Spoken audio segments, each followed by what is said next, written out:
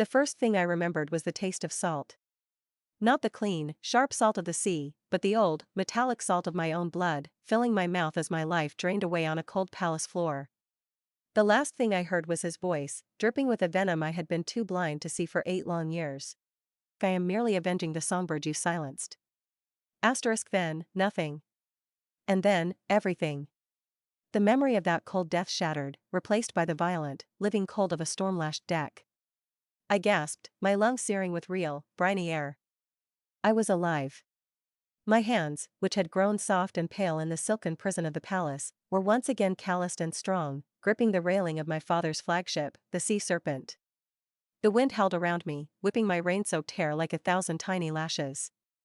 Before me, the world was a chaos of black water, white foam, and the orange hellfire of burning enemy ships. Commanderin! They've done it. The rebels have taken the aft deck. I turned. The young lieutenant's face was pale, his eyes wide with a fear I knew well. In another life, that fear had paralyzed me. Now, it was a familiar old coat, one I could shrug off. My mind, still reeling from the whiplash of death and rebirth, snapped into a terrifying, crystalline focus. I know this day. The Crown Prince?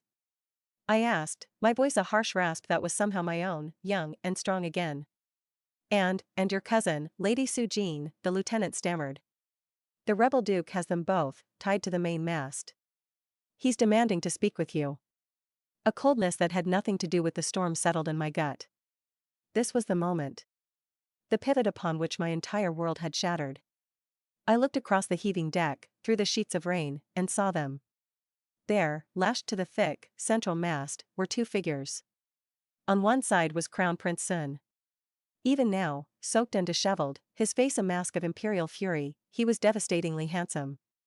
His jaw was clenched, his dark eyes burning with outrage. In my past life, that pride had looked like strength.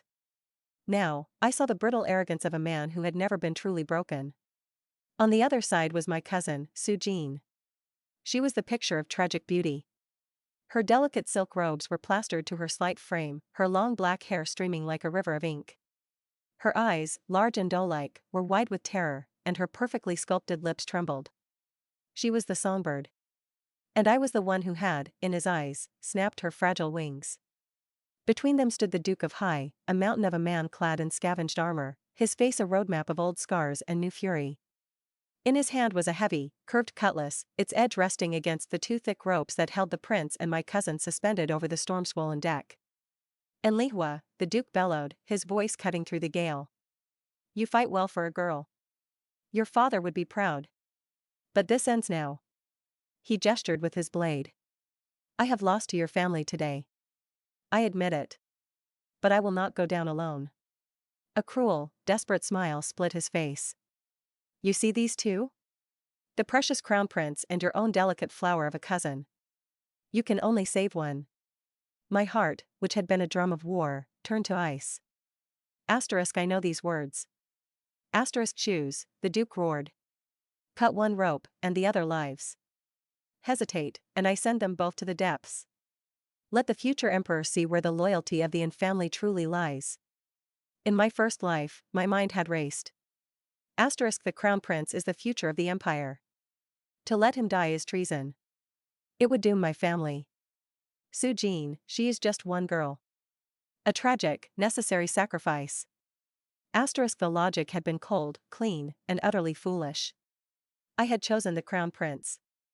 I had watched the rope snap, seen Sujin's body plummet into the churning, black water. I had heard her short, sharp scream swallowed by the storm.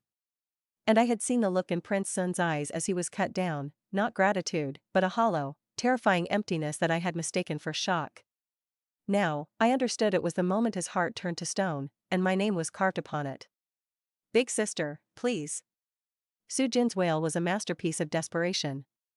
"Don't let me die." And then, Prince Sun spoke, his voice cutting through the wind with practiced command.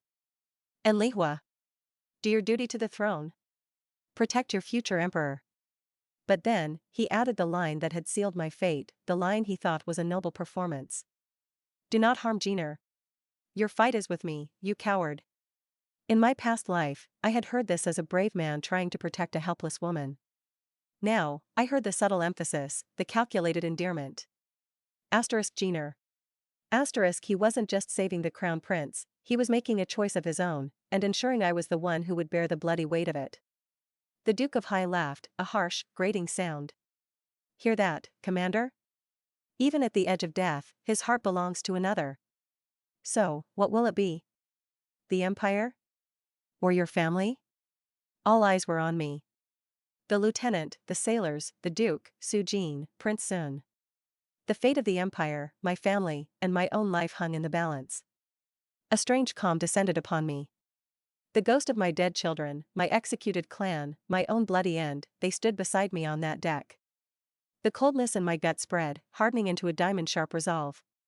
Prince Sun wanted to be the tragic hero? Sujin wanted to be the saved maiden, very well. I let a slow, grim smile touch my lips, a smile that didn't reach my eyes.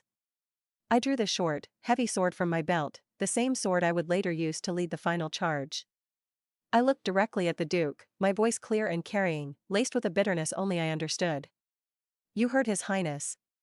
His love for my cousin is as vast and deep as the ocean itself. He would gladly sacrifice his own life for hers. I paused, letting the words hang in the stormy air. Who am I to defy the clear, final wish of my future emperor? I saw the confusion in the Duke's eyes. I saw the dawning horror in Prince Sun's. I saw a flicker of wild, impossible hope in Sujin's. I choose, I declared, to save my dear cousin, Sujin. And with a single, powerful swing, I didn't cut the rope holding her. I cut the rope holding him. The thick hemp snapped with a sound like a thunderclap. Prince Sun's eyes bulged, his mouth opening in a silent, disbelieving "oh" as he plummeted from the mast and crashed onto the hard, wet deck with a sickening thud. For a heartbeat, there was perfect silence, broken only by the storm. Then, chaos. The prince, someone screamed. Sujin shrieked, a sound of pure, unadulterated terror. The Duke of High stared, utterly bewildered, his grand psychological game in ruins. I didn't hesitate. I lunged forward, my sword a blur. The Duke, distracted, was too slow. I didn't aim to kill him. I swung my blade again, severing the rope that held Sujin. She fell, but I was there, catching her slight weight in my arms before she could hit the deck. She trembled violently, sobbing into my armored shoulder. You, the Duke snarled, raising his cutlass. The prince is down. Attack. For the Emperor. I roared, my voice the clarion call of battle. The spell was broken. My sailors, enraged by the attack on the crown prince, surged forward with a collective roar. The deck became a maelstrom of clashing steel and furious shouts. I shoved a trembling Sujin towards the lieutenant. Get her below. Secure the Duke. He is worth more alive than dead.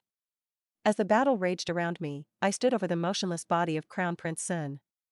He was alive, I could see the shallow rise and fall of his chest, but he was badly injured, maybe even broken. I looked down at him, the man for whom I had sacrificed everything, the man who had repaid me with the deaths of everyone I loved. The salt on my lips was from the sea spray. But the satisfaction? That was all mine.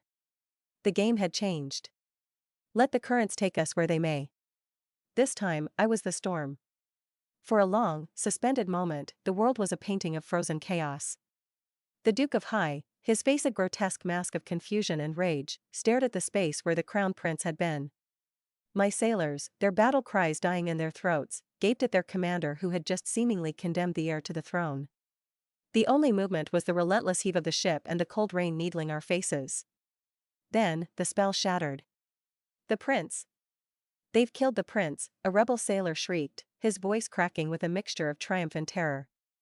That was the spark that lit the powder keg.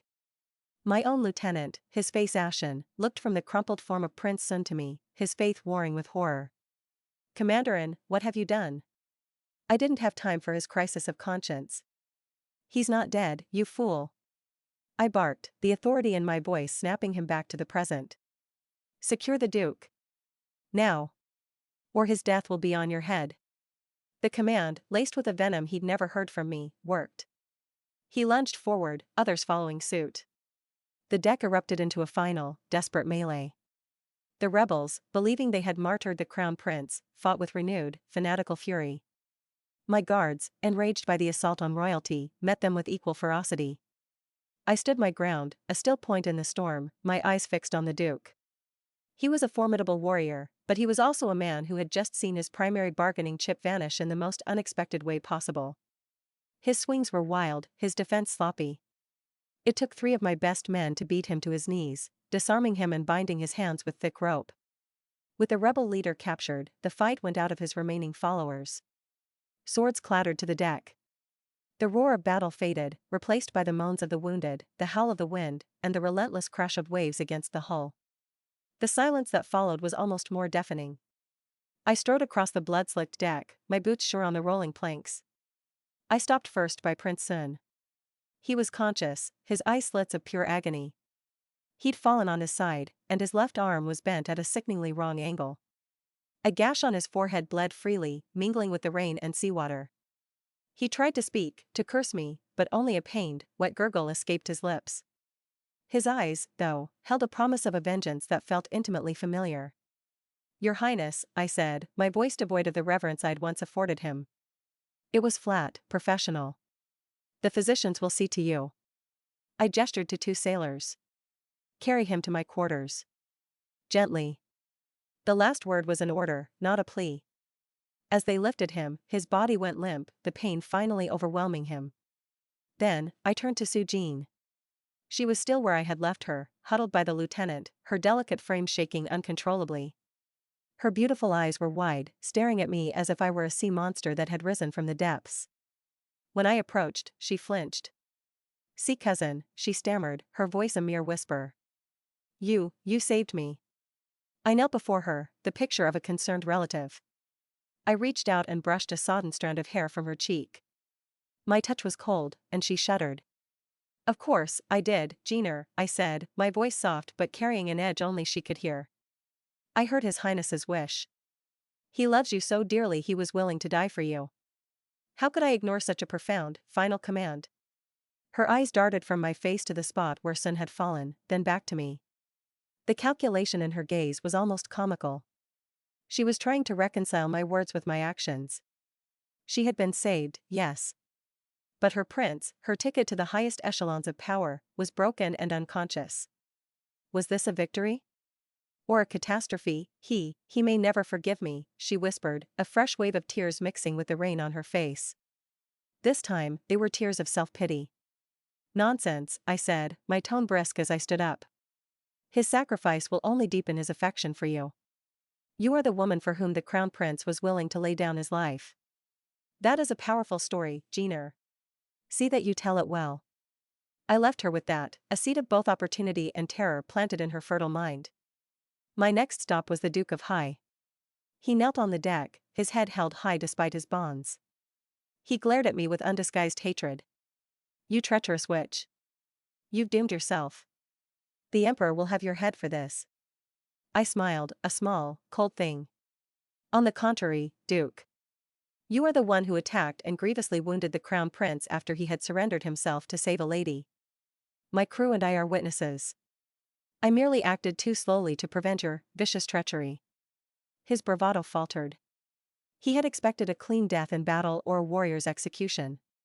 He wasn't prepared for the intricate, poisonous web of political blame. "You cut the rope," he snarled. "I cut the rope you were threatening," I corrected him calmly. "In the chaos of your final, desperate act, who is to say whose blade struck true? My focus was on saving the innocent life you held hostage." I turned to my lieutenant. "Lock him in the brig. In irons. He is to speak to no one." With the immediate threats contained, I took command of the ship. My voice, clear and steady, cut through the post-battle stupor. "Tend to the wounded. Secure the prisoners. Assess the damage. We make for the Imperial Naval Yard at White Pearl Bay with all speed." The crew, grateful for the return of order, sprang into action. I was their commander again, the daughter of Admiral N, and I had just led them to victory against a notorious rebel. The strange events at the mast were already being folded into the larger, more comfortable narrative of triumph. Hours later, the storm had abated to a steady drizzle. The ship was as clean as it could be, the dead laid out with respect, the wounded being cared for below decks. I stood at the prow, watching the dark outline of the coast emerge from the gloom. The scent of blood and salt was slowly giving way to the smell of wet wood and pine from the nearby land. My father's flagship, the soaring Phoenix, came alongside, its sails torn but its hull intact. A gangplank was secured, and Admiral Enliho himself, a bear of a man with a graying beard and eyes that missed nothing, strode across. "Lihua," he boomed, his voice thick with relief and anxiety. He gripped my shoulders, his eyes scanning me for injuries. "You are unhurt?" The message said, "The Crown Prince." "He lives, father," I said, my voice low. "But he is badly injured. A broken arm, likely internal bleeding, a head wound. The physicians are with him now." "And the Duke?" "Captured and secured." He let out a long, slow breath, his relief palpable. Then his eyes narrowed, searching my face. "The reports are confused, daughter. They say you chose to save Jenner." "I did," I said, meeting his gaze squarely. "The Crown Prince himself ordered it. In front of the Duke and the entire crew, he declared, 'Do not harm Jenner.' His final command before the Duke struck was to save her. I am a soldier of the Empire. I obeyed my future Emperor's order." I delivered the lines I had practiced in my mind. It was the only defense that made political sense. My father was silent for a long time, his gaze shifting from my face to the churning wake behind the ship. He was a simple man in many ways, loyal to the core, but decades at court had taught him to hear the words that weren't spoken.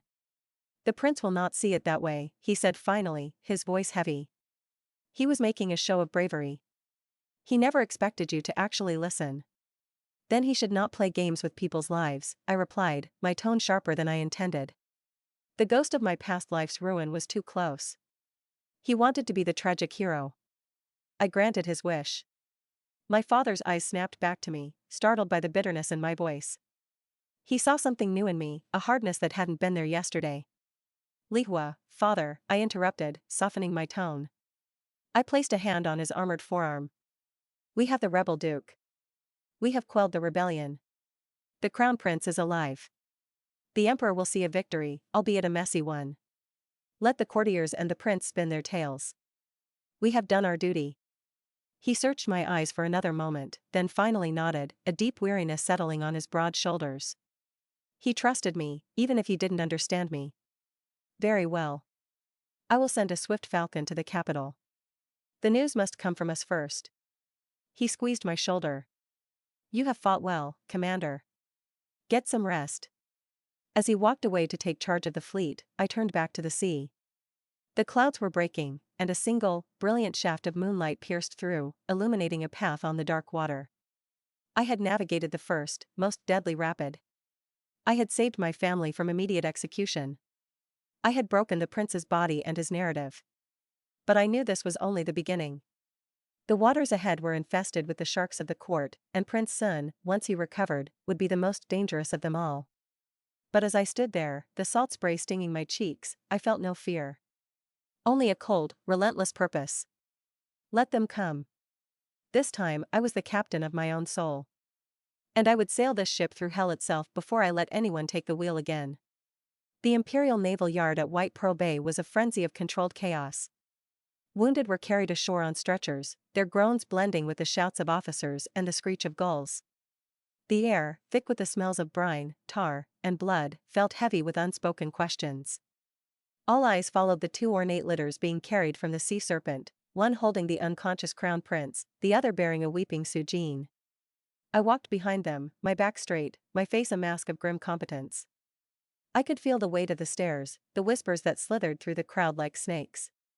"She chose the cousin, the prince is broken, Admiral Anne's daughter has finally gone too far, I ignored them. Let them whisper." Their words were but foam on the waves compared to the riptide of truth I carried within me. The Emperor's summons came before the sun had fully cleared the morning mist. My father and I were to present ourselves at the temporary command pavilion, a grand silk structure erected on the bluffs overlooking the bay. Inside, the air was still and perfumed, a stark contrast to the vitality outside.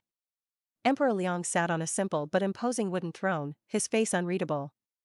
Flanking him were two of his other sons, the hulking, brutish third prince, and the slender, almost effete seventh prince, Rong. The latter was idly examining a jade flute, his expression one of detached boredom, but I noticed his eyes, sharp and intelligent, flicked towards us as we entered. We knelt, bowing our heads. "Rise, Admiralin. Rise, Commanderin." The Emperor's voice was calm, but it held the quiet power of the deep ocean. The reports speak of a great victory, and yet, they also speak of complications. My father stepped forward. "Your Majesty, the rebel Duke of Hai is in chains. His fleet is destroyed or captured. The threat to your eastern shores is ended." "And my son?" The question was directed at my father, but the Emperor's gaze was fixed on me.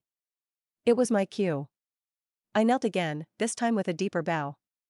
"Your Majesty, the Crown Prince lives. The imperial physicians are with him now. His injuries are severe." "Explain." I did. I gave a clean, military report. I described the Duke's ultimatum. I repeated Prince Sun's exact words, "Do not harm Jenner. Your fight is with me." I did not embellish. I did not justify. I simply stated that, faced with my future emperor's clear and self-sacrificing command, I had acted to save the civilian hostage, Lady Sujin. I described the Duke's treacherous strike and the ensuing chaos that felled the prince. It was a masterpiece of selective truth. The emperor listened, his fingers steepled. When I finished, the silence stretched. The third prince snorted softly, a sound of derision. Prince Rong simply stopped fiddling with his flute, his brows raised in mild interest. "So," the emperor said slowly. "My son, in a moment of either profound bravery or profound foolishness, ordered you to sacrifice the heir to the throne for a girl." "He ordered me to save a life, Your Majesty," I corrected gently, still looking at the floor. "He believed, as any righteous ruler would, that the life of even the most humble subject is worth protecting. His heroism, though it cost him dearly, will be sung by the poets for generations." I laid it on thick, painting Sun as a noble, almost saintly fool. It was the only way to shield myself. The emperor couldn't punish me for following his son's direct, public order, no matter how idiotic that order had been. The emperor's lips twitched. It might have been a smile, or a grimace. He was too seasoned a player to show his hand. "And the Lady Sujin? The cause of all this, nobility?" "She is shaken, Your Majesty, but physically unharmed," my father interjected, his voice tight. "She is resting under the care of her handmaidens." Just then, the head physician entered the pavilion and knelt. "Your Majesty," he said, his voice trembling slightly. "I have examined His Highness, the Crown Prince." "Your prognosis?" The physician swallowed.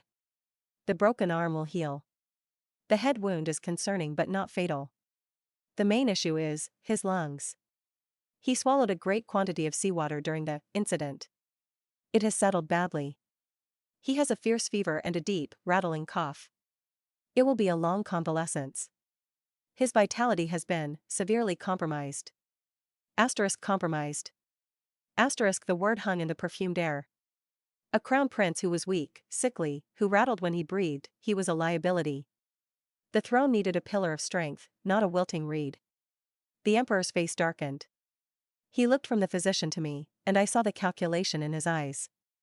Punishing the infamily, who had just delivered a crushing victory and the rebel leader, was politically untenable. But his chosen heir was now damaged goods. "Admiralin," the emperor said, his tone final.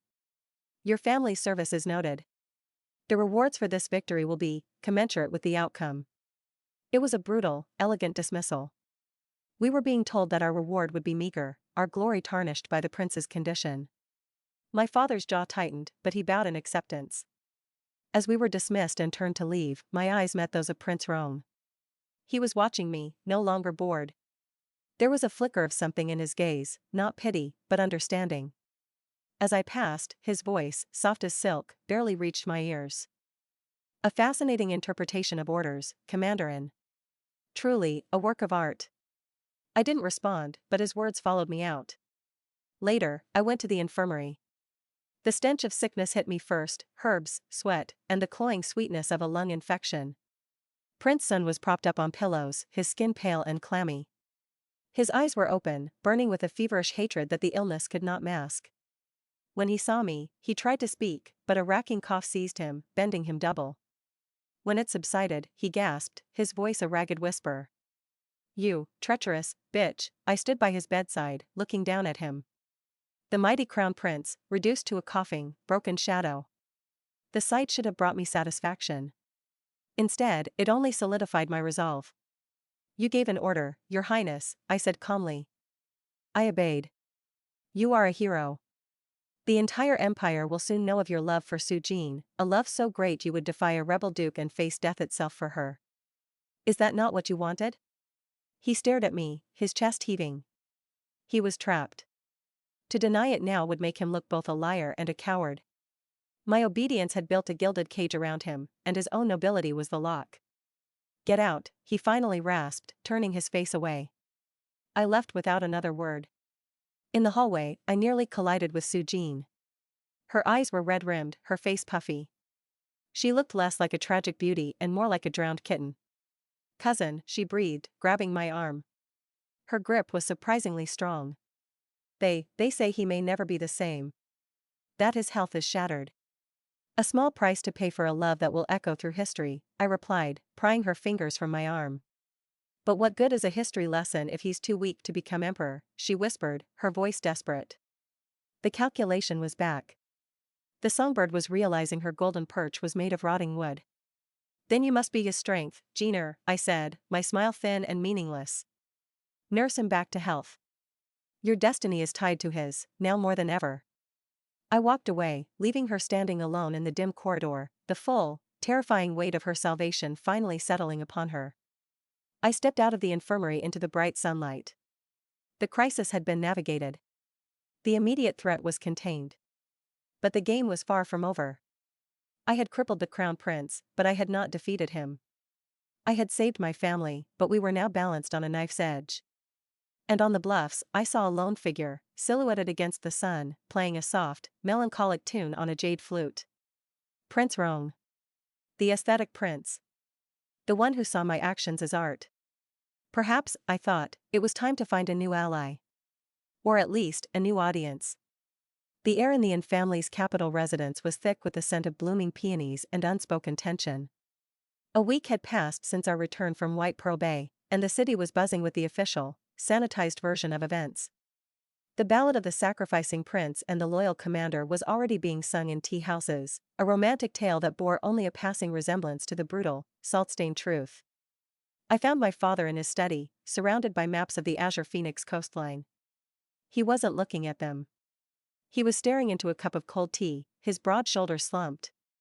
The official edict came, he said without preamble, his voice gravelly with fatigue. Our reward. I leaned against the doorframe, crossing my arms. Let me guess. A pat on the head and a warning to stay out of sight. He nodded, a bitter smile touching his lips. A generous grant of silver for the families of the fallen sailors. A new title for me, Guardian of the Eastern Seas. It sounds impressive, but it's a hollow honor, a desk position. They're moving me out of active fleet command. It was what I had expected, but the confirmation still stung. In my first life, this victory had catapulted our family to unprecedented influence. Now, we were being gently, firmly sidelined. The Emperor was appeasing us while clipping our wings, a clear message that our brand of victory was too messy for the pristine halls of power. And the prince? I asked. He's been moved to the Eastern Palace. The physicians say the fever has broken, but the cough lingers. He's weak. He needs months of rest. He finally looked at me, his eyes filled with a father's worry. Lihua, the court is a nest of vipers. They see his weakness. The third prince's faction is already circling. Before I could respond, a commotion from the main hall drew our attention. We exchanged a glance and went to investigate. There, in the center of the hall, stood the imperial chamberlain, flanked by two junior eunuchs holding silk-covered trays. And kneeling before him, her head bowed so low her forehead nearly touched the polished floor, was Su Jin. By the grace of His Majesty, the Emperor, the chamberlain announced, his voice a reedy sing-song, and in recognition of the profound and selfless bond witnessed during the recent tribulation, a union is hereby decreed. My blood ran cold. I knew what was coming. The crown prince, Sun, shall take Lady Su Jin of the Yin household as his consort. The word hung in the air. Consort. Not crown princess. Not primary wife. A secondary wife. A concubine. Su Jin's head jerked up. Her face was a whirlwind of emotions, shock, disbelief, and then, a dawning, triumphant joy. She had done it. She had climbed from orphaned cousin to a royal consort. She saw the gilded cage, but all she could see was the gold. "This humble one is unworthy of such an honor," she stammered, the picture of demure gratitude, though her eyes shone with victory. "The wedding," the chamberlain continued, "will be a quiet, private ceremony within the Eastern Palace, in consideration of His Highness's health." Asterisk a quiet ceremony. Asterisk the final insult. She was being slipped in through the back door, an open secret, a living reminder of the crown prince's noble folly. The chamberlain and his retinue swept out, leaving the three of us in the silent hall. Sujin rose to her feet, smoothing down her skirts. She turned to us, her cheeks flushed. "Uncle." "Cousin," she breathed, her voice trembling with excitement.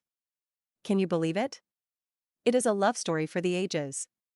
He sacrificed for me, and now, the Emperor himself has blessed our union." My father looked at her, his expression unreadable. "It is an honor, Jenner," he said, his tone flat. "See that you bring honor to our family name." Then he turned and walked back to his study, the door closing with a soft, definitive click. Sujin's smile didn't falter. She floated over to me, grabbing my hands. Her grip was cold. "Oh, Lihua, thank you. If you hadn't saved me that day, if you hadn't listened to his heart," I looked down at our joined hands, then back up at her face. The sheer, blinding stupidity of it was breathtaking. She genuinely believed this was a happy ending. "Jenner," I said softly, pulling my hands away. "He is broken, sick, and humiliated. The court pities him. His rival sent blood.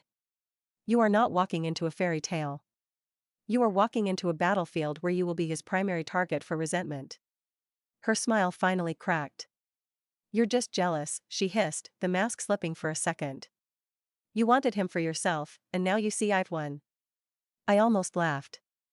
The irony was so thick you could taste it. "I want nothing from that man but his absence from my life. Consider this my final wedding gift to you, a warning. The man you believe loves you is currently lying in a sickbed, and I promise you, the only face he sees in his fevered dreams is mine, and the only emotion he feels is hate. You are the living, breathing symbol of why he is in that bed. Tread carefully." I left her standing there, the first seeds of doubt perhaps finally taking root in the carefully cultivated soil of her delusion. The next few days were a flurry of muted activity in the in-household. Servants packed Sujin's belongings, the silks, the jewels, the endless pots of rouge and powder. There was no festive music, no red lanterns. The atmosphere was that of a quiet, respectable funeral. The day she left, she came to my chamber one last time. She was dressed in the formal, but subdued, robes of a royal consort. She looked older. "I am leaving now, sister," she said, her chin held high. "I wish you every happiness in the Eastern Palace," I replied, my tone neutral. She searched my face for sarcasm, found none, and seemed discomfited. "I will make our family proud." "I'm sure you will." She hesitated, then turned and left, a lone, brightly plumed bird flying directly into a gale. I watched her palanquin disappear down the street, then went to find my father. He was in the training yard, methodically practicing his sword forms. The rhythmic swish thud of the blade cutting the air was a language of frustration I understood perfectly. I waited until he finished, then approached. "Father." He wiped his brow with a towel, his breathing heavy. "She is gone?" "She is." He nodded, then looked at me, really looked at me. "And what of you, Lihua? What will you do now? The court is not a safe place for you. Sun may be weak, but his allies are not. They will seek to avenge his misfortune." "I know," I said. "Which is why I have a request." "Name it." "Give me command of the Tiger Shark outpost." He froze, the towel halting mid-swipe. The Tiger Shark outpost was the Empire's most remote naval station, a windswept, rocky island known for its brutal weather and its role as a dumping ground for incompetent officers and disciplinary cases. It was a place of exile. "Lihua, that is beyond the edge of the world. There is nothing there but saltwater and despair." "Precisely," I said, a genuine smile touching my lips for the first time in weeks. "No courtiers. No politics. No whispers. Just the sea, my ship, and a crew that has nowhere else to go. It's the one place no one will think to look for me. And it's the perfect place to rebuild something real. My father stared at me, and I saw the understanding dawn in his eyes. He saw not a daughter running away, but a commander choosing her battlefield. He saw the same strategic mind that had outmaneuvered a rebel duke and a crown prince in a single stroke. He let out a short, sharp laugh, a sound I hadn't heard in too long. By the Azure Phoenix, you are your mother's daughter. Stubborn and brilliant. He clapped a heavy hand on my shoulder. Very well. The posting is yours. I'll have the papers signed by tomorrow. That night, as I packed my own, much simpler belongings, I looked out my window towards the palace district. Somewhere in the eastern palace, Su-jin was likely discovering that her new husband's love was a cold, barren thing, and Prince Sun was stewing in his own impotent rage. Let them have their gilded cage. I was going to the sea.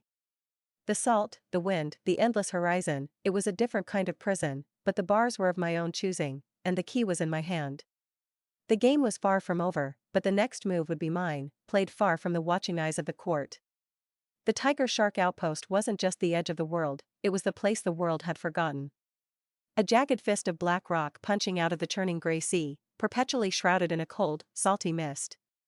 The fortifications were weathered, the docks splintered, and the few ships anchored in the cove looked less like vessels of the Imperial Navy and more like the skeletal remains of sea monsters.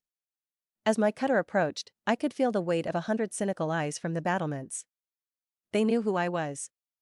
The story of the sacrificing prince and the loyal commander had even reached this rock, though here it had likely been stripped of its romance and distilled to its brutal essence. I was the nobleman's daughter who had broken the crown prince and been exiled for my trouble. Good. Let them think that. Underestimation was a weapon. I disembarked alone, wearing a practical, oiled leather tunic and trousers, my hair braided tightly back. I carried no silks, no jewels, only my sword and a sea chest containing my charts and a few personal effects. The man who greeted me was Lieutenant Kwa, the acting commander, a grizzled veteran with a patch over one eye and a permanent sneer. He gave a perfunctory, disrespectful bow. Commanderin. We received word of your posting. Your quarters are prepared. He gestured vaguely towards a damp-looking stone building. The logbooks are on your desk. I'm sure you have much reading to do. It was a dismissal. He expected me to hide in my quarters, play at command for a few months until I begged my father to recall me. I didn't move. I let my gaze sweep over the motley crew assembled on the dock, hard men with scarred faces and dead eyes, boys who looked like they'd been press-ganged, and a few who were clearly here as punishment. They stared back with open hostility or profound indifference. Lieutenant Kwa, I said, my voice cutting through the wind. Assemble the entire garrison. Now. On the main deck. He blinked. Commander, with all due respect, the men have duties, now Lieutenant, I repeated, my tone leaving no room for argument. The only duty they have at this moment is to look their new commander in the eye. Grudgingly, he barked the order. The men shuffled into a ragged formation on the largest of the warships, the Sea Dragon. I walked to the raised aft deck, turning to face them. The wind whipped at my clothes, and I didn't try to fight it. I let it batter me, standing firm against its force. For those of you who don't know, I began, my voice carrying easily without a shout, I am Enlihua, daughter of Admiral An. The one who put the crown prince in his sickbed and the Duke of Hai in a cage. A low murmur rippled through the ranks. They hadn't expected such bluntness. I am not here to be your mother, your priest, or your friend. I am here to be your commander. This outpost is a joke to the imperial court. They see you as trash. Drunks, failures, and troublemakers. I paused, letting the insult sink in. I saw shoulders stiffen, jaws tighten. Good. Anger was better than apathy. I see something else, I continued. I see men who know how to survive. I see men who have nothing left to lose. And that makes you the most dangerous weapon in this empire. Now I had their full attention. Even Kwa was watching me, his one good eye narrowed. We have 3 rotting hulls they call warships. We have supplies that are late and short-rationed. We have a reputation as the Empire's latrine. I leaned forward, my hands gripping the rail. But I don't care about reputations. I care about results. Starting tomorrow, we stop being trash. We start being sharks. We will drill until your muscles scream. We will repair these ships with our bare hands if we have to. We will make this outpost so sharp, so efficient, so dangerous, that when the court finally deigns to look our way, they will not see a punishment detail. They will see the sharpest blade in the Imperial armory. I looked from face to scarred face. The easy life is over. The work begins now.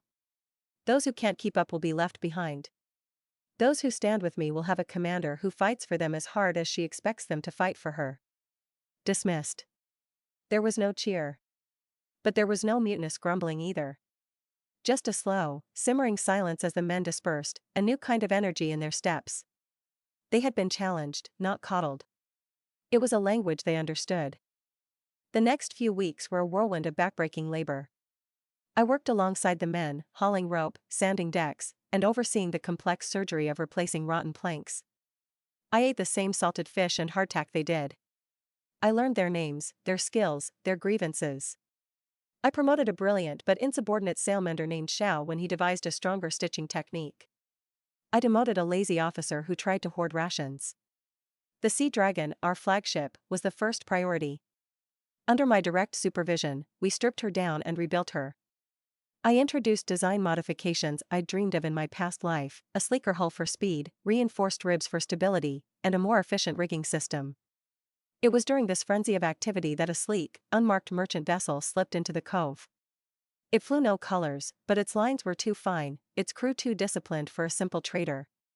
My guards escorted a single, elegantly dressed visitor to my office, which was little more than a repurposed storeroom filled with charts and the smell of damp wood. The man bowed. Commanderin. My master is on board. He wishes to discuss a matter of mutual interest. He bade me give you this. He handed me a small, silk-wrapped object. I unwrapped it. Inside was a flawless piece of white jade, carved into the shape of a crashing wave. It was simple, beautiful, and utterly unlike the gaudy gifts of the court. It spoke of an understanding of the sea, and of me. There was only one person it could be from. I tucked the jade into my belt. Lead the way. On board the merchant vessel, in a cabin that smelled of sandalwood and tea, Prince Roan was waiting. He wasn't lounging with his flute this time. He stood before a chart of the Azure Phoenix coast, his fingers tracing the routes. He wore simple, dark robes, but the quality of the silk was unmistakable. Commanderin, he said, turning. A faint smile played on his lips. My compliments. The Sea Dragon is looking surprisingly lethal. I must say, exile suits you far better than court life ever did. Your Highness, I replied, bowing slightly. To what do I owe the pleasure? Surely you didn't sail to the edge of the world to admire my shipbuilding. Direct as ever. I admire that. He gestured to the chart. I come because the Empire's trash heap, as you so eloquently put it, has a vermin problem. And vermin have a tendency to gnaw at the foundations of the palace if left unchecked. He pointed to a spot on the coast, just north of our position. There have been discrepancies. Shipments of imperial supplies, copper, high-grade timber, specialized tools, going missing. The official reports blame storms and pirates. But the patterns are wrong. The storms weren't in the right place, and the pirates in this region are small-time scavengers, not organized thieves. I leaned over the chart, my interest fully captured. You think it's the Duke's remnants? I know it is.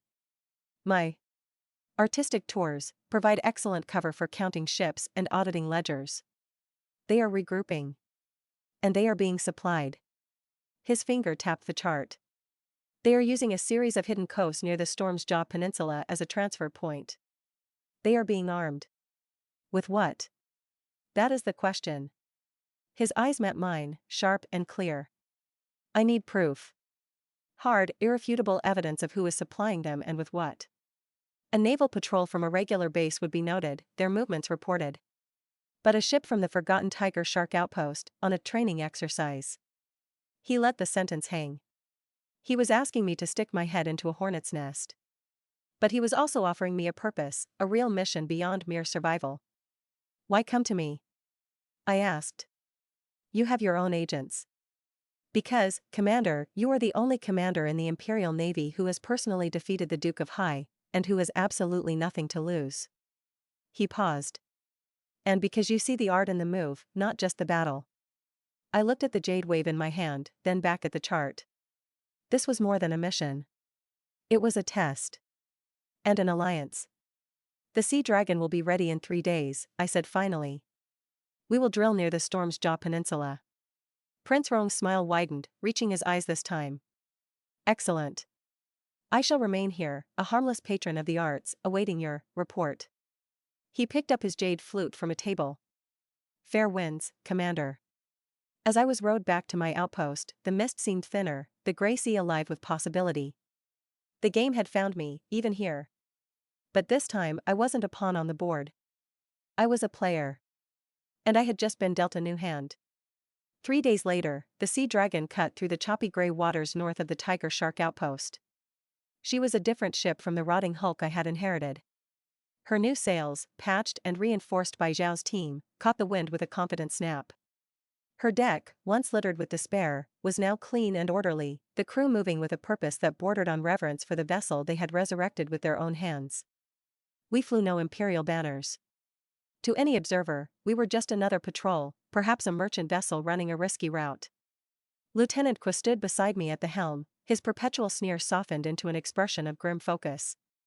The mission had lit a fire in his one good eye. The Storm's Jaw, he grunted, nodding towards the distant, jagged coastline that lived up to its name. Tricky currents. Hidden rocks. Perfect for rats to nest. And perfect for sharks to hunt, I replied, my hand resting on the hilt of my sword. Take us into the primary channel. Standard patrol pattern. I want them to see us, and then dismiss us. For 2 days, we made a show of it. We sailed the known routes, practicing maneuvers in open water, the very picture of a bored garrison on a training exercise. I made sure we were seen by a few fishing boats, their crews barely glancing at us. We were beneath their notice, just as Prince Rong had predicted. On the 3rd night, under the cover of a moonless sky and a dense, rolling fog, we changed course. We doused all lights and, using only the quietest of sails and the skilled touch of our helmsman, slipped into a labyrinth of sea caves and narrow channels known only to the most desperate smugglers and, apparently, the remnants of the Duke's fleet. The air grew still and cold, the only sounds the gentle lap of water against rock and the creak of our own timbers. We anchored in a deep, hidden inlet, shrouded completely by the fog and the overhanging cliffs. Xiao, I whispered. The skiff. The wiry sailmender, who had also proven to be an unnervingly skilled climber and scout, nodded. With one other volunteer, he lowered a small, black-painted rowboat into the inky water and disappeared into the fog, tasked with scouting the innermost coves. The wait was agonizing. Hours crept by. The men were silent, tense, their hands never far from their weapons. This was no grand naval battle, it was the tense, silent work of a knife in the dark. I stood at the rail, straining my ears for any sound beyond the norm. Just before dawn, when the fog was at its thickest, a soft, rhythmic splashing signaled the skiff's return. Xiao scrambled back aboard, his face smudged with dirt and his eyes alight with excitement. Commander, he breathed, his voice low and urgent. You were right. There's a cove, half a league deeper in. A medium-sized junk, flying no colors, is anchored there. They've been offloading cargo onto smaller boats all night.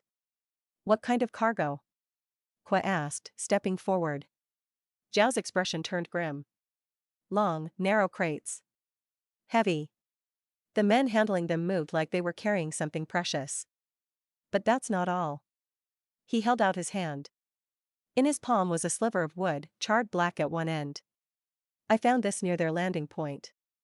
It's not from a fire. It smells chemical. I took the wood sliver. Bringing it to my nose, I caught the acrid, sulfurous scent I remembered from my past life, a scent the imperial alchemists had worked tirelessly to perfect. My blood ran cold. Fire lances, I said, the word dropping into the silence like a stone. Qua sucked in a sharp breath. The other men exchanged horrified glances. Fire lances were not mere weapons, they were instruments of terror.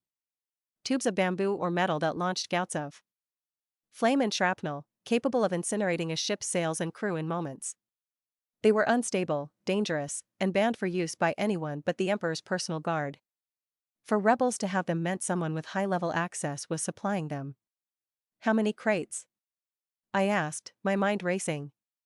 At least 2 dozen, maybe more. This was far beyond a simple resupply. This was an attempt to fundamentally shift the balance of naval power. A fleet equipped with fire lances could decimate our traditional wooden warships. We need proof, I muttered. We need one of those crates. It's too heavily guarded for a direct assault, Xiao said, shaking his head. They've got lookouts posted on the cliffs. They'd see us coming long before we reached the cove. I looked out at the impenetrable fog, an idea forming. It was reckless, bordering on insane. But it was the only way. Then we won't go to the cove, I said, a slow smile spreading across my face. We'll make them bring a crate to us. I laid out the plan. We would wait for the junk to leave. It was too big to navigate the inner channels fully loaded. It would have to transfer its cargo to smaller boats to be taken to the main rebel hideout. We would intercept one of those boats. The following day, we played our part again, sailing out of the maze and resuming our patrol further down the coast, making sure we were visibly leaving the area. As dusk fell, we doubled back, once again using the fog as our cloak, and positioned the Sea Dragon across the most likely exit route from the hidden coves. We didn't have to wait long. As the last light bled from the sky, a smaller, swift-looking junk emerged from the mist, riding low in the water, its hold clearly heavy. It was escorted by two smaller skiffs filled with armed men. Now, I whispered. The Sea Dragon slid out of the fog like a phantom, coming broadside to the junk before its lookouts could even cry out. Grappling hooks flew through the air, biting into the enemy ship's rails. Imperial Navy! I roared, the first to swing across the gap, my sword already in my hand. Surrender and live. What followed was a short, brutal, and utterly one-sided fight. The rebels were tough, but they were smugglers and pirates, not soldiers. My crew, hardened by weeks of relentless drilling and fueled by a newfound pride, cut through them with disciplined efficiency. Quo was a demon, his one eye blazing as he fought with a ferocity I hadn't known he possessed. I fought my way towards the hold, my sole objective one of the long, narrow crates. I found them, stacked and secured. Using the pommel of my sword, I broke the lock on the topmost crate and pried it open. There they were. 5 sleek, bronze tubes, nestled in straw. Alongside them were clay pots filled with the alchemical powder and bags of iron shards. The components for terror. Commander! Kui yelled from the deck. The escorts are turning back. They're running for the caves. Let them go. I shouted back. We have what we came for. Secure this crate and cast off. Now. We cut the grapples, leaving the stunned and defeated rebel crew on their listing ship. As we pulled away, the 2 skiffs vanished back into the fog, carrying the news of our attack. Back aboard the Sea Dragon, standing over the captured crate of fire lances, the men were silent, their earlier battle lust replaced by a sober understanding. This was bigger than any of us had imagined. Xiao approached me, holding out a small, sodden piece of fabric. I found this, Commander. Caught on a splinter near the crate. It was buried, but I took it. It was a torn piece of silk, once fine but now ruined by seawater. And embroidered in one corner, barely visible, was a stylized character. Asterisk High. Asterisk the Duke of High's personal sigil. It was the final, irrefutable piece of proof. The Duke's remnants were not just surviving, they were being armed for a war, by someone with the resources to provide imperial-grade weaponry. As we sailed for the outpost, the weight of the crate in our hold felt heavier than any treasure. We had the evidence. But we had also alerted the enemy. The quiet war in the shadows was now out in the open. And I had a feeling the retaliation would not be long in coming. The return to the Tiger Shark outpost was not met with cheers, but with a grim, purposeful silence. The captured crate of fire lances was unloaded under heavy guard and stored in the most secure, dry cellar we had, a place that suddenly felt far too vulnerable. The air, which had once tasted of salt and freedom, now carried the metallic tang of impending siege. The men knew. The knowledge sat in their eyes as they went about their duties, checking weapons, and fortifying the palisades with a grim diligence. We had pulled the tail of a serpent, and now we waited for it to strike back. I didn't have to wait long. 3 days after our return, a fast Imperial courier ship arrived, not with supplies, but with a single, sealed scroll for me. The script was elegant, feminine, and utterly venomous. It was from Su Jin. Dearest cousin Lihua, I write to you from the heart of the Eastern Palace, my spirit weighed down by concern. His Highness, my beloved husband, remains in a state of delicate health, his recovery hampered by the damp sea air that seems to cling to all news from the coast. It has come to our attention, through the most distressing channels, that you have been engaging in unauthorized maneuvers. Whispers reach us of a reckless confrontation, of a loyal imperial vessel attacked, its cargo seized without proper writ. The third prince, in his devotion to his ailing brother, has taken a keen interest in these reports. He argues before the court that such lawless aggression disrupts the peace His Highness so desperately needs and could even be seen as treasonous. I fear for you, sister. The currents of the court are treacherous, and you are so far from shore. I beg you, for the sake of our family's honor, to cease these adventures. A quiet, obedient existence is the only safe harbor for a woman in your precarious position. Your ever-concerned cousin, Sujin **** consort to the Crown Prince ****. I held the scroll over a candle flame, watching the expensive paper blacken and curl. The message was as transparent as glass. It was not a warning, it was a threat, delivered with Sujin's signature blend of faux concern and naked ambition. Prince Sun was still too weak to act himself, so he was using his brother, the brutish third prince, as his cudgel. They knew about the attack. The skiffs that had escaped had carried the news back to their master, who had immediately woven it into a narrative of my insubordination. They were moving to isolate me, to brand me a rogue commander and a traitor before I could present my evidence. A formal accusation from the third prince would see me recalled in chains, my proof dismissed as fabricated plunder. I looked at the charred remains of the letter. A quiet, obedient existence? That was the cage they wanted for me. The cage I had died in once before. No. This time I would not wait for the axe to fall. I would use their own weapon against them. I went to my desk and penned 2 letters. The first was to my father, a blunt and unvarnished account of the firelances, the Duke's sigil, and the third prince's impending accusation. I did not ask for help, I simply informed him. A warning shot. The second letter was to Prince Roan. This one required more artistry. Your Highness, I hope this letter finds you in good health and creative spirit. My recent training exercises proved most enlightening.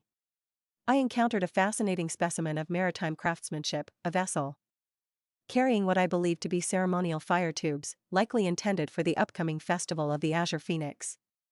The designs were most intricate, bearing the mark of a master artisan.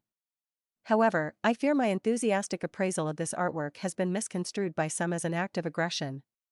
There are rumors that the third prince, in his straightforward and martial zeal, views my academic interest as a disruption. I am but a simple sailor, ill-versed in the nuances of court politics. Perhaps you, with your discerning eye, could help contextualize my find for those who might see only conflict where there is beauty. ****, I have taken the liberty of securing one of these art pieces for your evaluation. I am sure you will find its provenance as fascinating as I do. Your humble correspondent, and Lihua ***. I sealed it with a daub of wax, impressed with the in-family seal.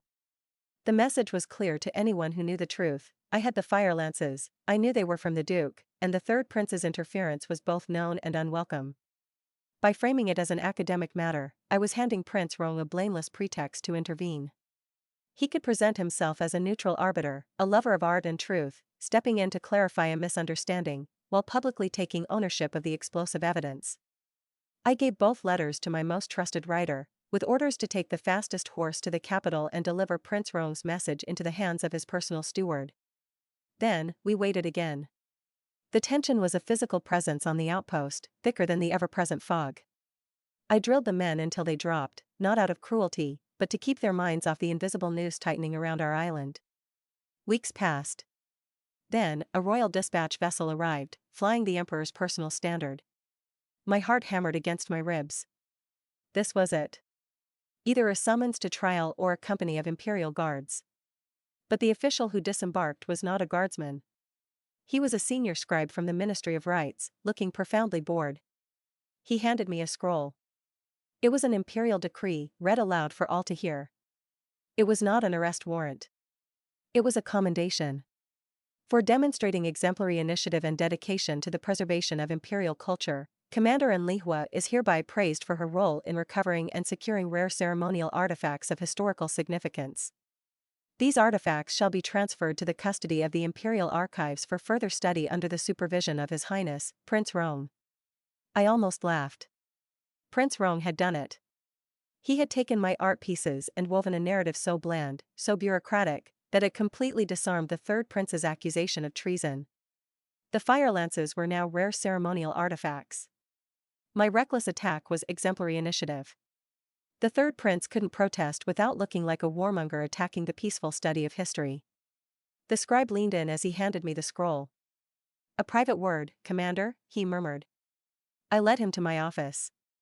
"His Highness, Prince Rong, asked me to convey a message," the scribe said, his bureaucratic monotone gone, replaced by a sharp, intelligent voice. He said, "The artist thanks you for the new medium.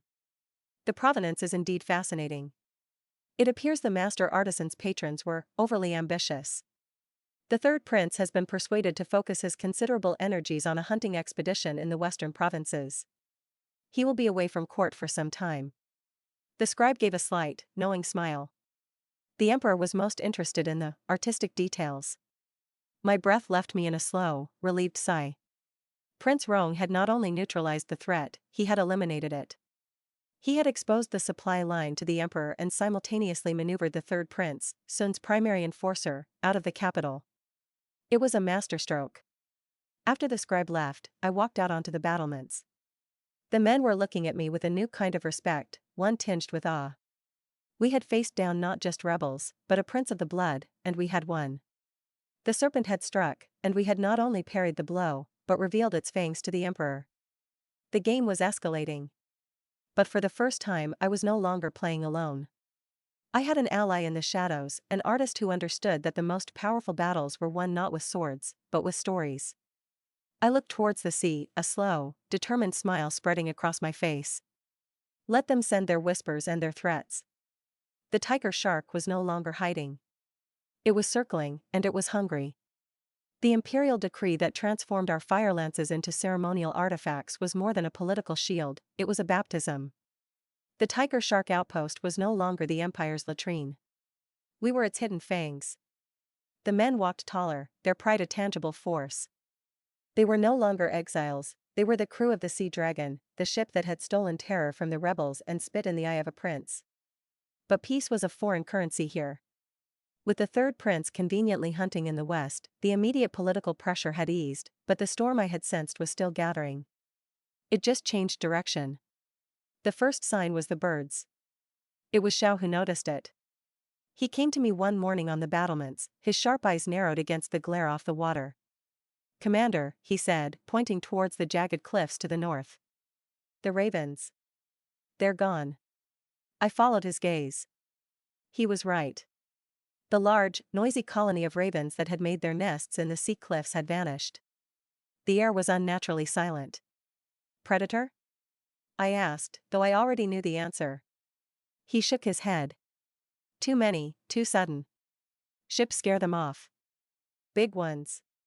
Sitting quiet, just behind the horizon line. A cold knot tightened in my stomach. The rebels weren't just regrouping. They were massing. The loss of the fire lances hadn't deterred them, it had enraged them. They knew their secret was out, and their only move now was a swift, overwhelming strike to silence us before we could be reinforced. They were coming for the outpost. My mind raced. We were a hardened crew, but we were still one rebuilt ship against what was likely the bulk of the Duke's remaining fleet. A direct defense was suicide. We couldn't outfight them. We had to outthink them. "Lieutenant Qua," I barked, turning from the battlements. "Recall all patrols. We're going on lockdown." "Are we preparing for a siege, Commander?" he asked, his one eye gleaming with grim anticipation. "No," I said, a dangerous plan crystallizing in my mind. "We're preparing a welcome. They expect a fortress. We're going to give them a ghost town." For the next 48 hours, the outpost became a stage for a desperate play. We created the illusion of abandonment. We left washing on lines to flutter in the wind. We set a few, strategically placed fires in trash heaps to send up lazy plumes of smoke. But the docks were empty. The Sea Dragon was gone. Under the cover of darkness, we had sailed her out of the main cove and tucked her into a deep, narrow fissure in the coastline I had discovered during my own scouting, a place invisible from the sea and accessible only at high tide. The men huddled on her decks, weapons ready, watching and waiting. I, however, was not on the ship. I was in the command tower of the outpost, alone except for Xiao and two of his best archers, hidden in the shadows of the rafters. I wore my armor, my sword at my hip. I was the bait. They came at dawn. The rebel fleet emerged from the morning mist like a pack of sea wolves. 5 junks, their decks swarming with men. They approached the silent outpost with caution at first, then with growing boldness when they saw the empty docks and the still battlements. The lead junk, a formidable vessel flying the tattered banner of the Duke of Hai, pulled into the cove. A figure stood at its prow, not the Duke, but his fiercest captain, a man named Baru with a reputation for brutality. He scanned the seemingly deserted fort, a cruel smile on his face. "They've fled," he roared, his voice echoing across the water. "The mighty Enlihua has run with her tail between her legs. Burn it! Burn it all to the ground!" As his men prepared to launch boarding parties and fire arrows, I stepped out onto the open platform of the command tower. "Looking for someone, Captain Baru?" I called out, my voice ringing clear in the sudden silence. Every face on the rebel ships turned towards me. Baru stared, his smile faltering, replaced by confusion and then dawning suspicion. I was alone, a single figure against the sky. It was too tempting a target. "Kill her," he screamed. "1,000 gold pieces to the man who brings me her head." The order was his undoing. In his greed and rage, he drove his ship deeper into the cove, his focus entirely on me. The other junks, eager for the prize, followed him in, cramming into the confined space. This was the moment. I raised a signal arrow, lit it from a brazier, and fired it high into the air. It traced a fiery arc over the cove. From the hidden fissure in the cliff, the sea dragon slid out, silent and deadly. But we did not engage them ship to ship. That was still a losing battle. Instead, we unleashed the environment itself. Xiao and his teams had spent the last 2 days not just hiding, but preparing.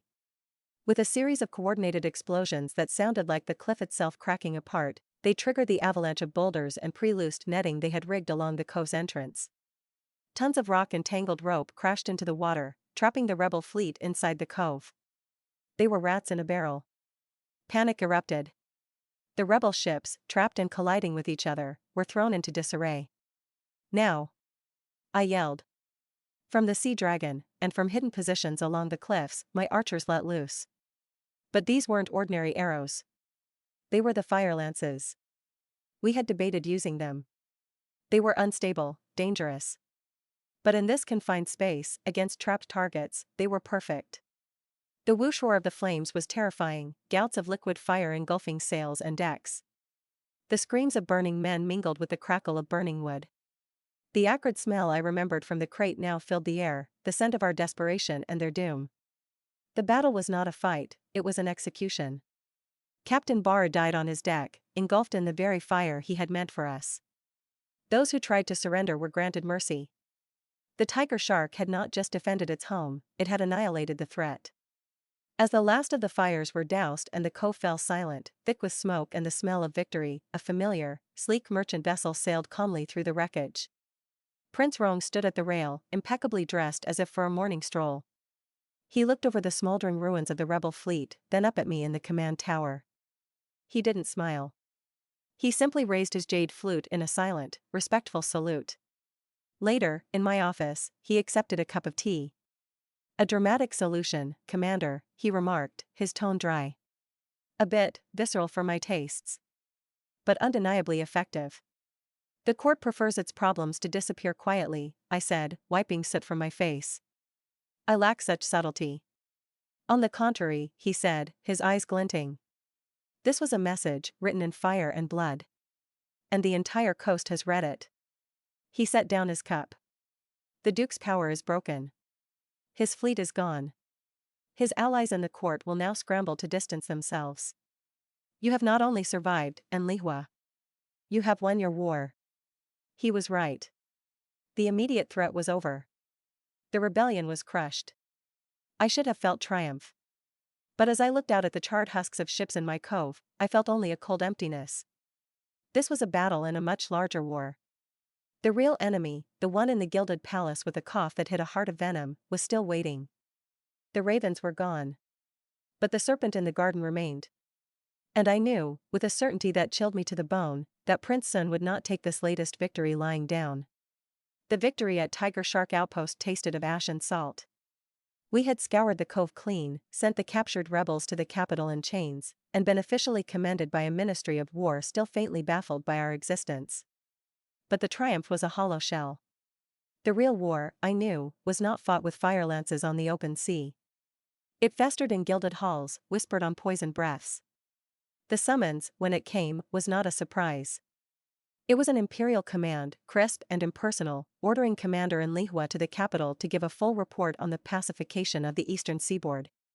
It was a formality, a piece of political theater. But I knew the playwright. Prince Rong intercepted me the day I arrived at the capital, his merchant vessel seeming to materialize beside my official transport. He fell into step with me as I walked towards the palace gates, his presence a silent anchor in the swirling current of courtiers. "He knows it was you," he said quietly, without preamble. "Not just the fire lances. The destruction of his fleet. The humiliation of his allies. He has pieced it all together." "Let him," I replied, my eyes fixed on the vermilion gates ahead. "What can he do? He is a sick man, and I am a hero of the empire." Prince Rong's smile was thin and sharp. "A cornered serpent is at its most venomous. He will not confront you directly. He will use what he has left. His name. His station. And his wife." My steps faltered for a fraction of a second. "Su Jin. The emperor wishes to see the hero of the hour in the Jade Gallery before the full court assembly," Rong continued. "A calculated move. He wants to showcase your loyalty, to contrast it with his son's failings. Be ready." The Jade Gallery was a place of breathtaking beauty and excruciating tension. The entire court was there, a sea of silk and shrewd eyes. At the far end, on the dragon throne, sat Emperor Liang, his expression unreadable. And to his right, in an ornate chair that was more a symbol of pity than power, sat Crown Prince Sun. The sight of him was a shock. The handsome, arrogant man from my memories was gone. In his place was a gaunt specter. His skin was pale and stretched tight over his bones. His once piercing eyes were sunken and dull, though a feverish, hateful light still burned in their depths. A blanket was draped over his lap, despite the warmth of the hall, and a faint, wet rattle accompanied every breath he took. He was a ruin, and the court looked upon him with a mixture of pity and veiled disgust.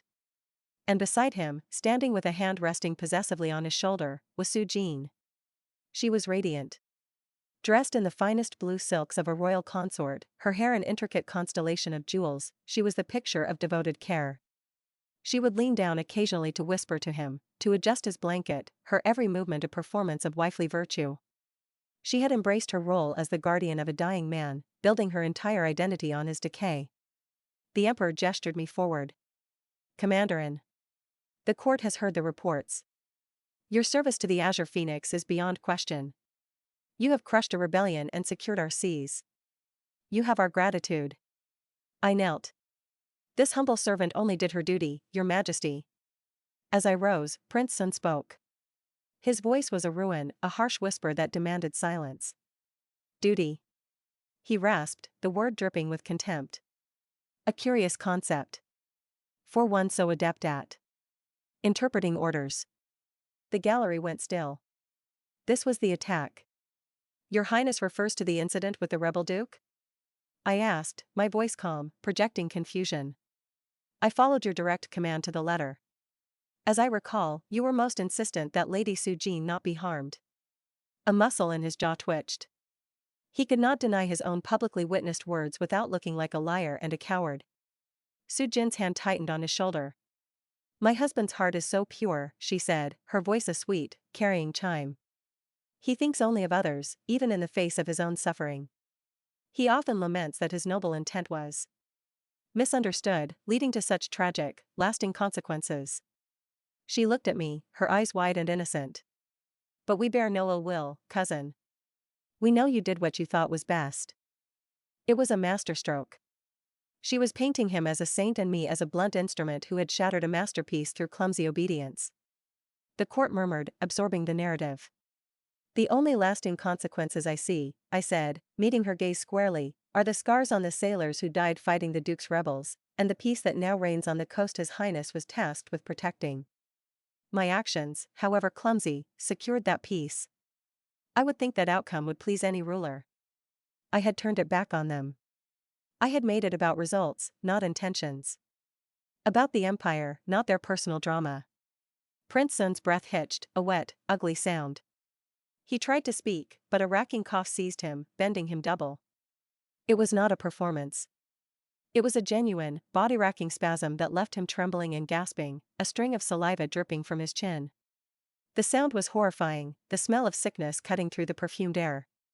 For a moment, the mask of devoted wife slipped from Su Jin's face. As she leaned over him, patting his back with a hand that looked more impatient than soothing, I saw it, a flash of pure, unadulterated revulsion. She was trapped. Chained to a decaying, pathetic man, her glorious future rotting alongside his lungs.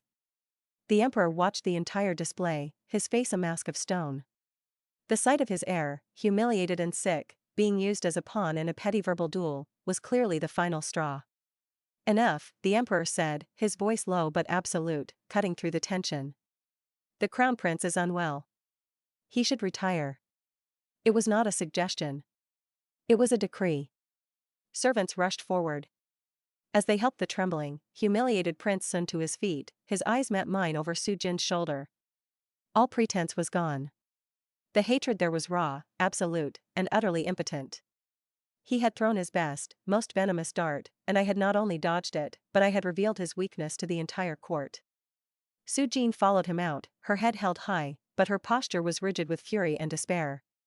She had played her part perfectly, and she had still lost. As the gallery began to buzz with conversation, Prince Rong appeared at my elbow. "A fascinating performance," he murmured. "You forced the serpent to strike in the open, and all the court saw was a sick, pathetic creature, being led by its keeper. You have not just defeated him, Commander. You have made him irrelevant." I watched the door swing shut behind the fallen crown prince and his miserable songbird. The immediate threat was neutralized. The path to the future was clearing. But as I stood there in the glittering hall, the taste of victory was still bittersweet. I had wanted vengeance, and I had gotten it. I had broken the man who destroyed my family. But the cost was a soul-deep weariness. The gilded cage of the court was suffocating. I needed the sea. I needed the wind. I needed to be in Lihua, the commander, not a piece in someone else's game. "It is over," I said, more to myself than to him.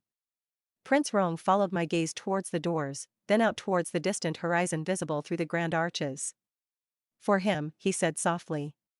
"For you, I suspect, it is just beginning." The silence in the wake of Prince Sun's departure from the Jade Gallery was more deafening than any battle cry. The court had witnessed the unmaking of an heir. Not with a sword, but with a cough. Not with a rebellion, but with the undeniable, pathetic truth of his ruin. The emperor, his face etched with a profound, weary disappointment, had dismissed the assembly without another word. The message was clear, the story of Crown Prince Sun was over. In the days that followed, the capital held its breath. The political landscape, once rigidly defined by loyalty to the crown prince, began to shift like sand in a tide.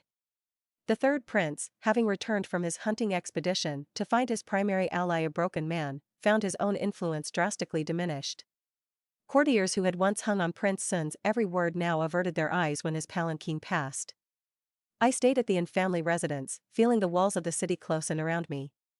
The air here was thick with perfume and conspiracy, a stark contrast to the clean, brutal honesty of the sea.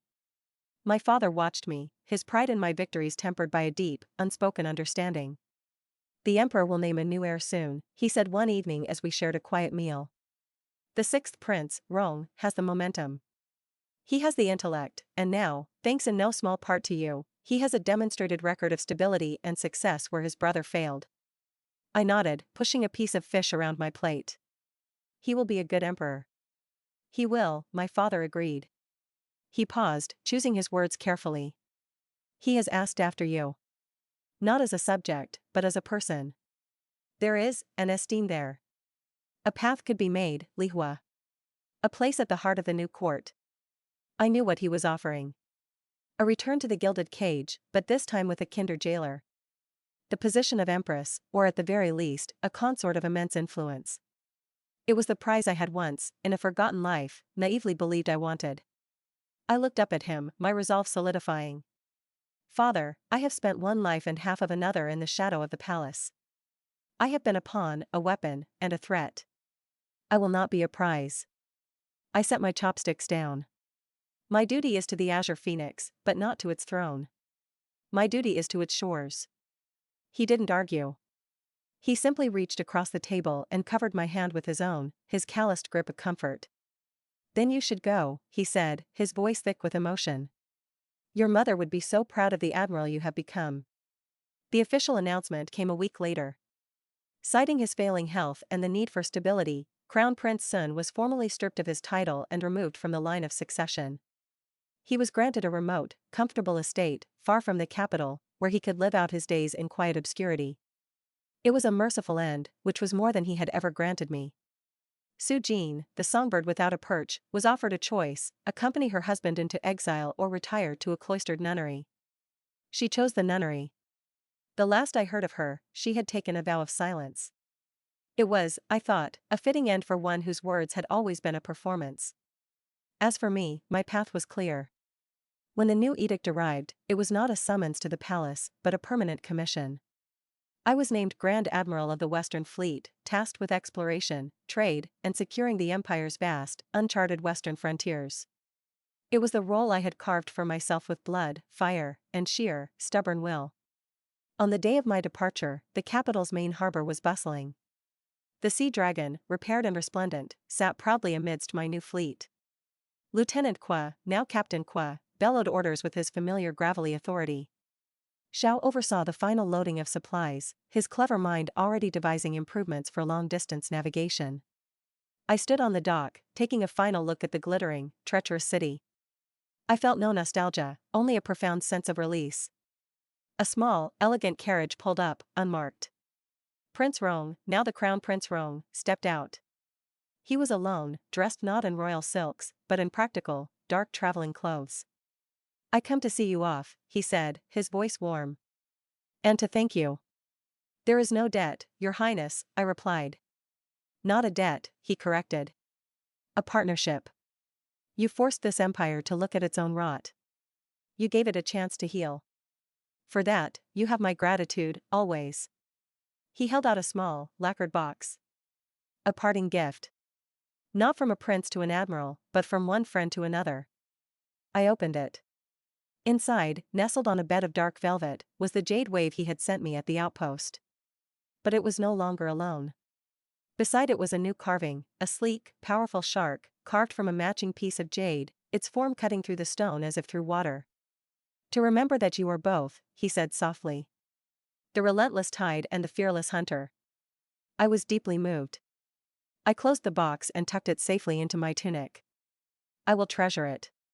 He looked past me, towards the waiting ships, a hint of longing in his eyes. You go to see wonders I will only ever read about in scrolls. The greatest wonder, I said, swinging myself up onto the gangplank, is the freedom to choose your own horizon. I stood at the helm of the Sea Dragon as we sailed out of the harbor. The wind caught our sails, pulling us eagerly toward the open sea. I did not look back at the receding skyline of the capital. I looked ahead, at the endless blue, at the storms and the calms, the unknown lands and the waiting stars. The past was a ghost, finally laid to rest. The future was a map yet to be drawn. And I, Enlihua, was finally, truly, free. I was not sailing away from my destiny. I was sailing directly into it, my hand on the wheel, my face to the wind, my heart as vast and untamed as the sea itself.